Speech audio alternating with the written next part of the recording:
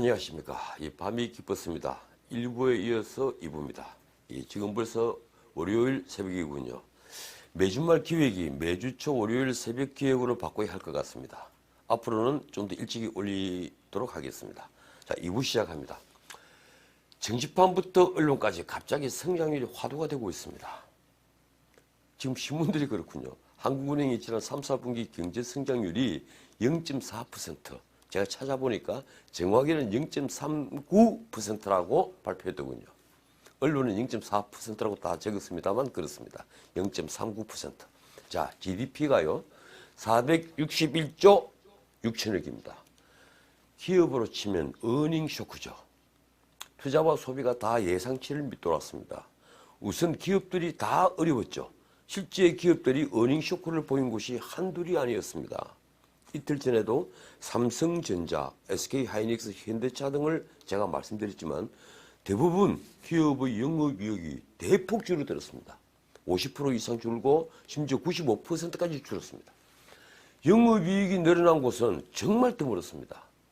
자, 이 말은 꼭 하고 넘어가야겠습니다. 대통령이 국회 시정연설에서 재정이 곧 희망이라면서 확장적 재정 정책을 펴겠다고 했죠. 실제 정부는요. 세계적 화랑기였던 1분기에 마이너스 성장을 하자. 마이너스 0.3%죠. 2분기에 문자 그대로 확장적 재정 정책을 폈습니다. 그 덕분에 1%의 성장을 했는데요. 제 눈엔 그게 1분기 마이너스 성장의 기저효과로 보였습니다. 어떻든 정부가 재정 정책을 더 이상 펴지 못하자 3분기에는 재정의 약발이 더 이상 먹히지 않았습니다. 자, 어쨌든 우리 정부는 지금 올해 2%의 성장률을 위해 총력전을 벌이고 있습니다.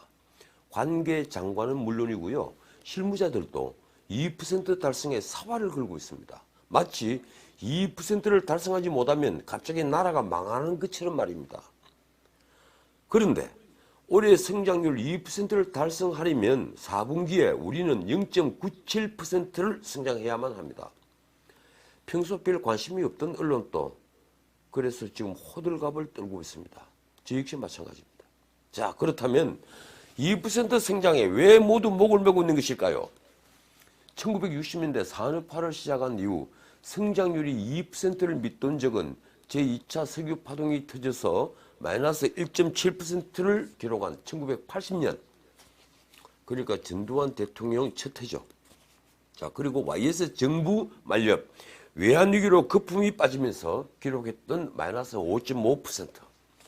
이른바 IMF 사태 때입니다. 그리고 세계적 금융위기 직후에 0.8%를 기록했던 2009년 세 차례뿐이었습니다. 솔직히 말씀드리자면 그래도 안도감이 드는 건 왜일까요? 아베가 반도체 소재를 규제하겠다고 느닷없이 설치돼서 한일 간 무역 분쟁이 생기면서 저는 우리 경제가 올해 어쩌면 1.8%도 어렵고 1.5%까지 추락할 수 있다고 보았습니다. 제가 작년 말에 올 경제 성장률을 2.0%로 예상을 했었거든요. 자, 그럴 수밖에 없는 것이 경제가 급격히 추락하고 수출이 급감하면서 올 1분기에 마이너스 0.3%를 기록했을 정도로 우리 경제는 지금 최악의 상태를 벗어나지 못하고 있습니다. 그런데 이 기저효과로 2분기에는 1%의 성장률을 보였다가 다시 3분기에 0.39%로 추락을 하니 경제 폭망에 참 기가 막히지만 일단 마이너스 성장은 아니니 그래도 묘한 안도감이 들더군요.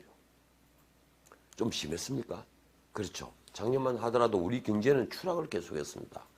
그래서 그 전해 연말에 예상했던 2.8% 성장은 공룡불이 되었죠.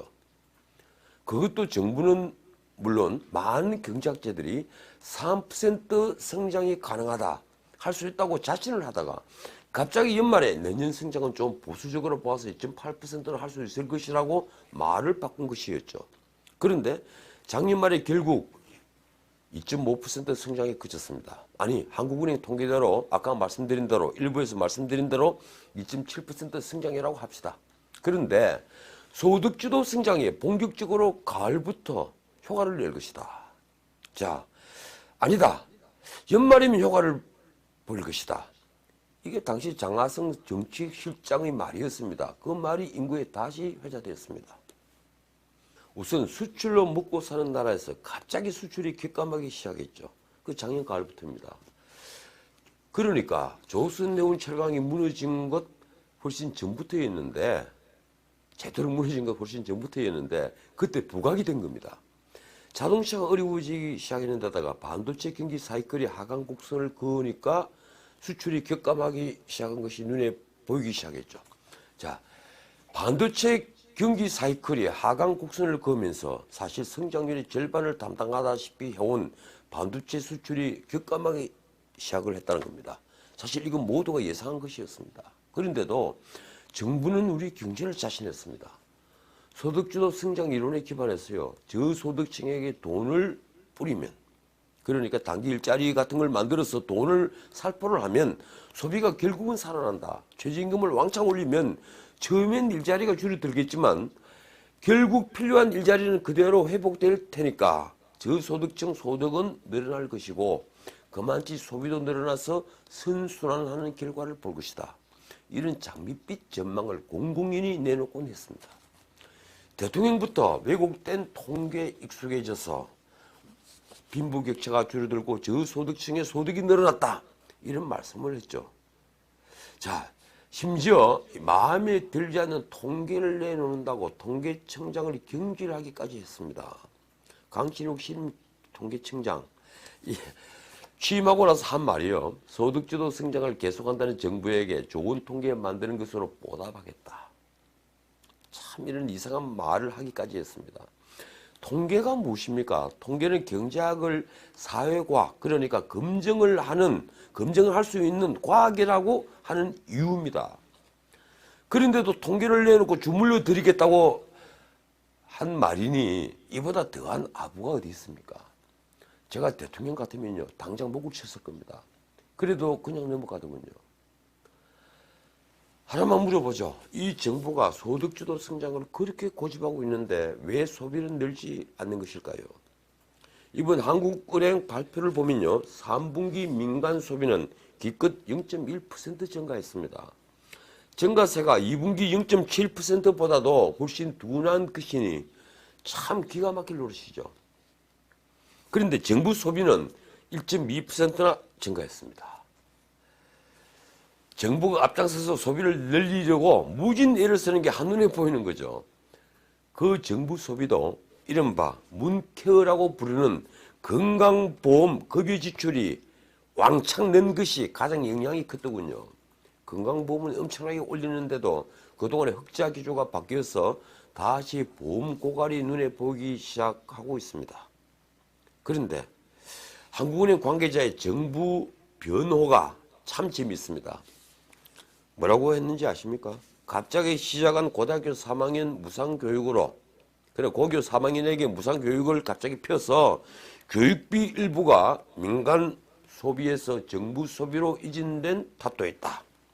글쎄요, 교육비가 줄어들면 가계의 가처분 소득이 더 늘겠죠. 그러면 오히려 민간 소비가 늘어야죠. 그래야 소득주도 성장이라는 이론을 계속 고집할 수 있는 것 아니겠습니까? 그런데 말입니다. 소비를 주도하는 중산층의 경우 그 소득주도 성장 이론을 뒷받침하느라 세금이 늘어나니 오히려 가처분 소득이 줄어들었다면 그건 또 어떻게 설명해야 하는 겁니까? 우리 가계의 4대 비용 부분은요, 주거비용, 사교육비용, 통신비용, 의료비용입니다. 그런데 이 4대 비용 중에 이 정부 들어서 늘지 않은 게 하나도 있는가요? 거기에다 세금까지 늘어났습니다. 더 큰 문제는요, 소비를 주도하는 3, 4, 50대의 실직자가 엄청나게 늘었다는 겁니다. 우리 사회에 중산층 가장들인 40대가 일자리를 잃은 게 30만 개가 넘는다면 그건 국가적 재앙입니다. 40대가 어떤 사람들입니까? 한창 자식들 교육에 그것 때문에 온몸을 던져서 일을 하는 나이입니다. 노인들이 단기 알바 일자리를 아무리 늘려보았자 그건 은발의 오줌 누기 같은 일시적 고통 교육에 불과하죠. 전에도 말씀드렸지만 지난 2년간 풀타임 일자리가 사라진 게 무려 118만 개입니다. 이러니 가계의 가처분 소득은 아주 빠르게 줄어들었습니다. 일자리가 줄어드니까 가처분 소득이 줄죠. 그건 당연한 겁니다. 노인 일자리로 이게 회복이 안 된다는 겁니다. 이번 한은 발표를 살펴보면 재밌는 걸 알 수 있습니다. 전기가스 수도 사업이 12.3% 감소한 게 그것인데요. 한은은 일단 선선한 날씨로 에어컨 사용이 줄었다고 하는데 제조업 경기 둔화로 산업비용 전기 소비도 줄었다고 하는군요. 제조업 경기 둔화 바로 실적을 의미하는 겁니다. 어떻든 3분기 성장률은 많은 경제 전문가들이 예상한 0.6% 성장을 훨씬 밑돈 결과를 보여줬습니다. 0.39%. 예. 세금으로 성장을 주도한다고 했지만 정부의 성장 기여도가 2분기 1.2%에서 3분기엔 0.2%로 아주 낮아졌습니다. 건설 경기가 죽을 쓴다고 했는데 요즘 여기저기 도로를 포장하는 게 보이시죠? 정부가 지자체에게 강력하게 돈을 쓰라고 하는 게 제 눈에 훤히 보이고 있습니다. 그래도 한은은 희망을 버리지 않았더군요. 내수는 아직 좋지 못하지만 수출의 마이너스 폭이 줄어드는 게 희망적이다. 뭐 이런 내용인데요. 그건 아마도요. 반도체 경기가 바닥을 찍고 다시 상승 사이클로 올라탄 이유가 가장 클 겁니다. 어떻든 지금 정부는 2% 성장을 채우려고 재정으로 할 수 있는 건 전부 다 하는 총력전을 벌이고 있습니다. 그런데 수많은 경제학자들이 저도 마찬가지입니다. 뭐 경제학자는 아니지만요. 2% 성장 절대 못합니다. 자, 문제는 내년에도 우리 경기는 회복되지 않을 거라는 점입니다. 내수 부진, 설비 투자 위축, 수출 감소가 계속된다는 것이죠. 이 난제를 어떻게 해결해야 할까요? 통치자를 탓하기 전에 저는 야당에게도 묻고 싶습니다. 민부론, 한국당이 내놓은 대안입니다. 이 민부론이라는 허망한 경제정책 따위는 집어던지고 솔직히 까놓고 토론해도 좋습니다. 한국당은 막연한 기업자유, 시장 확대, 감세론 이런 걸 주장하기 전에 실물 경제에 보다 더 접근한 정책을 내놓아야만 합니다. 그게 진정한 민부론이 되겠죠. 이 문제는 다음 주말 또 계속하겠습니다. 고맙습니다. 저녁 때 뵙죠. 지금까지 전일책이었습니다.